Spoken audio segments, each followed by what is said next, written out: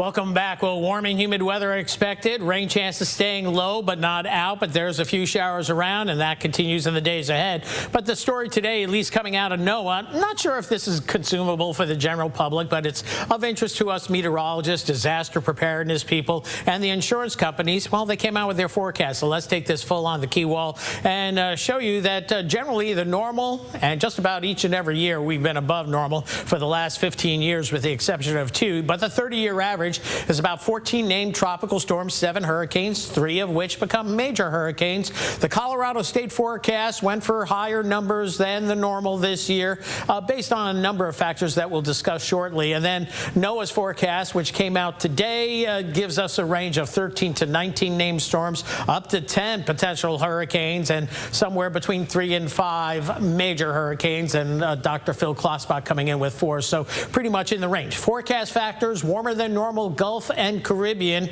We've got another Gulf and Caribbean in there is a little extra, but warmer than normal water temperatures in the Gulf and the Caribbean for sure.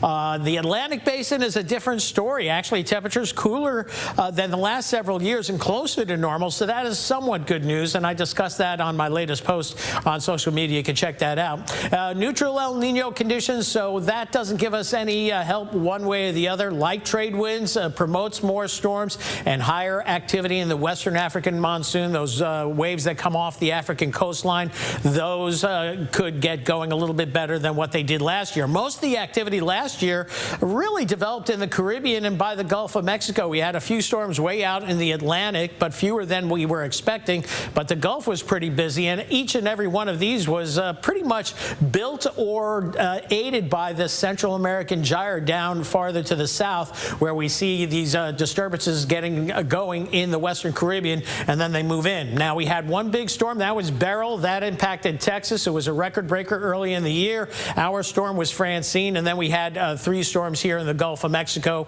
You had Milton, which was a Category 5 storm at one point earlier in the season, Debbie, and here is Helene that did so much damage so far inland with respect to the flooding, mudslides, and the fatalities. And for us here in Louisiana, we had to deal with Francine, made landfall as a Cat 2, was wobbling as it made along the coast, but it was upgraded right at the last moment to a Category 2, impacting mostly southeast Louisiana, certainly St. Mary Parish, but parishes off to our north and west. We escaped another one last year. Hopefully we're as lucky as this year, but I would expect the Gulf and the Caribbean to be about equally as busy as it was last year. Busy up north and west of Dallas where there are storms, and this afternoon we're seeing some activity close to home. A few widely scattered showers and thunder showers, and one cell in the south side of Lafayette, by Youngsville, and right along Vero School Road here, and Ambassador Caffrey. And then we have another cell by St. Martinville, and then a shower dissipated over New Iberia, and then elsewhere things have quieted down. So we're going to expect more of the same. These showers diminish, and then they'll pack up again tomorrow.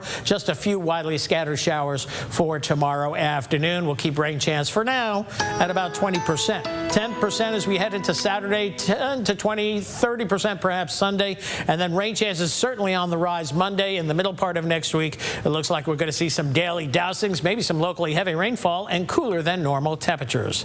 That's it for weather for now. We'll have more coming up in just a little bit.